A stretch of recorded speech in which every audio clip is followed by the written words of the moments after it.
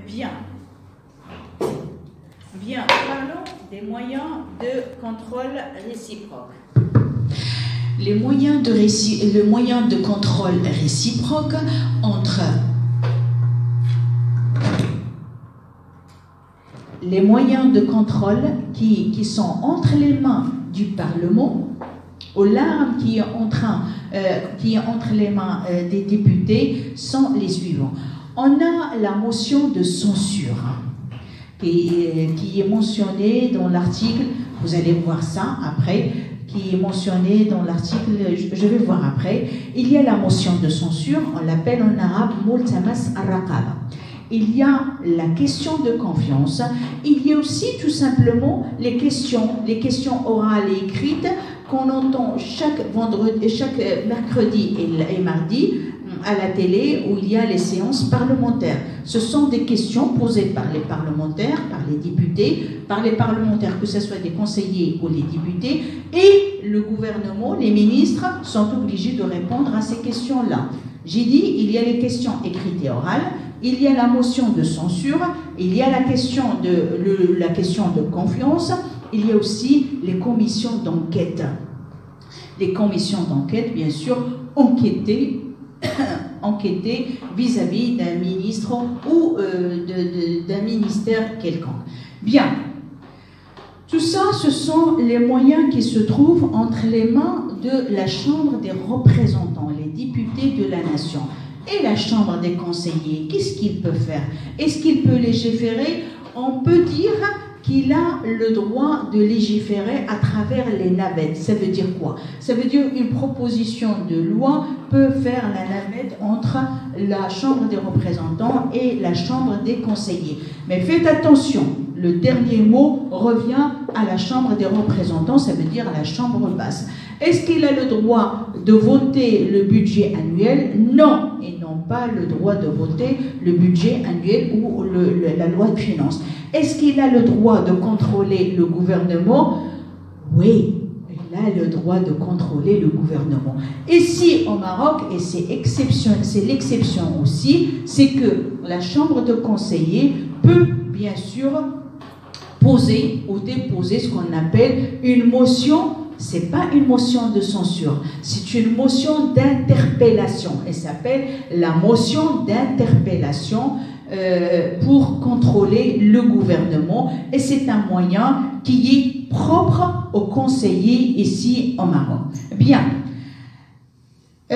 Ça, c'est le pouvoir législatif au Maroc. Le pouvoir législatif au Maroc, il est bicaméral, la Chambre des représentants et la Chambre des conseillers. Bien sûr, les deux ont le droit de légiférer et les deux ont le droit de contrôler le gouvernement. Chacun a ses propres moyens de contrôle.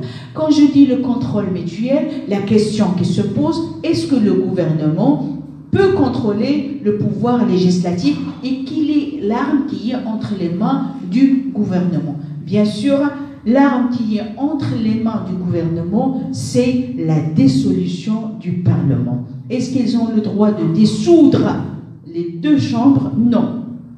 Elles ont le droit de dissoudre seulement la Chambre des représentants. Une fois elle est dissoute, on va faire bien sûr appel à d'autres élections législatives pour la formation d'une nouvelle Chambre de représentants.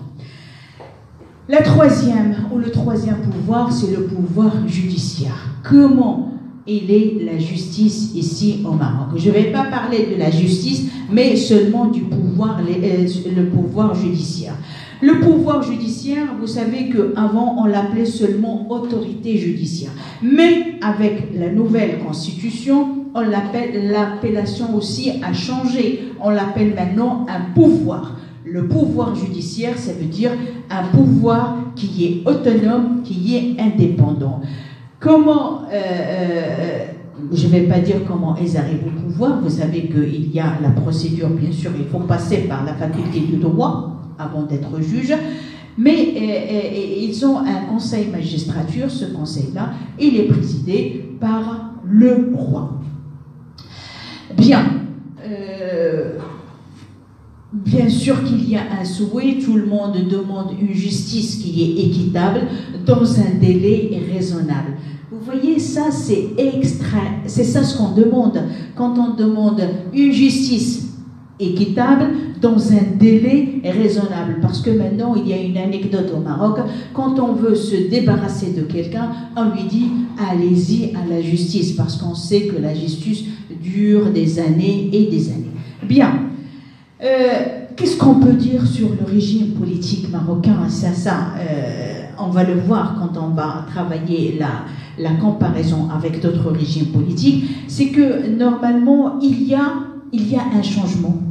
Ça, on ne peut pas le nier. Il y a un changement par rapport, bien sûr, au règne précédent. Il y a une certaine liberté d'expression. Le fait de parler maintenant du régime politique marocain avec cette liberté-là, ça veut dire qu'il y a un changement. Reste beaucoup de choses à faire, c'est normal. On souhaite toujours quelque chose, l'idéal, et c'est ça l'objectif. L'idéal, ça veut dire un État où les droits de l'homme sont respectés, sont garantis, une justice équitable dans un délai raisonnable, je le répète toujours parce que c'est extraordinaire, l'éducation, bien sûr, les droits sociaux, la santé, tout ça, c'est bien sûr pour avoir un État démocratique où il y a une certaine alternance au pouvoir et il y a aussi le rôle de l'opposition qui joue sincèrement son rôle et non pas un rôle formel, et aussi des élections qui sont fiables, sans fraude, sans intervention. Tout ça, c'est le souhait pour avoir un État solide, un État unitaire, un État où la citoyenneté, bien sûr, est enracinée, où la citoyenneté est respectée. Bien. Ça, c'est ce qu'on peut dire sur le régime politique marocain. Bien sûr, il y a beaucoup de choses à dire. Là, ce que j'ai fait, c'est seulement des titres. Mais j'ai opté pour cette façon-là, au moins pour donner des idées. On va bien sûr choisir une autre façon pour faire la comparaison. Parce qu'on a dit que concernant les régimes politiques, on ne va pas poser la question, par exemple, quel est le régime politique marocain ou quel est le régime politique français. Non. Pour bien étudier les régimes politiques, il faut bien sûr opter pour la comparaison. Parce que c'est dans la comparaison où on va trouver les points forts et les points faibles. Dans tous les régimes politiques, on peut faire bien sûr la comparaison. La comparaison, c'est que on ne va pas citer un régime politique, par exemple, si la question est le régime politique marocain et le régime politique, par exemple, au Mali, par exemple, ou en France, on ne va pas citer le régime politique marocain et le régime politique malien. Non, ça c'est archi faux, parce que la comparaison, c'est vrai que c'est un peu difficile, mais la comparaison correcte commence dès l'introduction. On commence, par exemple, l'introduction parlant des deux États, mais ça reste toujours des généralités. Après, on a grand 1 où il y a les points en commun, et 2, c'est le point de différence ou les points de divergence. On dit les points en commun et les points de différence, les points de divergence et les points de convergence. Il y a les points, ça veut dire là où il y a la ressemblance, on commence toujours dans le grand 1. Là où il y a la différence, c'est toujours grand 2. C'est pas difficile, on va essayer de travailler comme ça quelques exemples et vous allez voir que c'est archi facile, c'est très facile. Bien, vous allez là, je vais vous demander de poser des questions. Il faut bien sûr trouver une liste, on va répondre à toutes les questions. Et poser des questions, si vous n'avez pas compris quoi que ce soit, posez des questions. Concernant la comparaison, bien sûr, on va faire des séances largement suffisantes pour les comparaisons. Peut-être il y aura un exposé fait par un étudiant, votre camarade du Mali, et là, on va essayer de parler, c'est pas seulement du régime politique au Mali, mais dans le régime parce qu'il y a une ressemblance dans le régime politique subsaharien, il y a bien sûr une grande ressemblance. C'est que la plupart, on va parler de ça après. Bien, préparez les questions et préparez-vous pour les examens.